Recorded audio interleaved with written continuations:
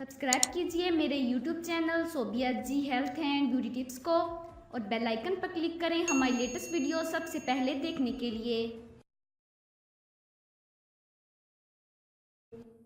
मरियम नवाज ने ज़मनी इलेक्शन की फतह पर तबसरा करते हुए कहा कि नवाज शरीफ के खिलाफ साजिशों को अल्लाह ने नवाज शरीफ की ताकत बना दिया।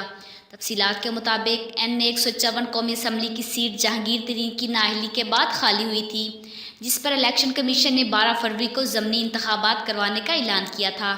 मुस्लिम लीग नून और पाकिस्तान तहरीक इंसाफ दोनों बड़ी जमातों में कांटेदार मुकाबला हुआ। दोनों जमातों ने इस हल्के में भरपूर तरीके से इंतखाबी मुहिम चलाई और बड़े जलसे मुनक्किद किए गए, जिसके बाद सियासी पंडितों की पेशन गोई हुई। हल्का NA 154 से पाकिस्तान तहरीक इंसाफ मैदान मार लेगी। ताज़ा तरीन सूरत हाल के मुताबिक सियासी पंडितों के दावे धरे के धरे रह गए। ताज़ा तरीन सूरत हाल के मुताबिक सियासी पंडितों के दावे धरे के धरे रह गए और मुस्लिम लीग नून के उम्मीदवार पीर इकबाल शाह ने 25,000 की लीड से लोधरा का मैदान मार लिया। इस कामयाबी को मुस्लिम लीग नून की बहुत बड़ी कामयाबी समझा जा रहा है।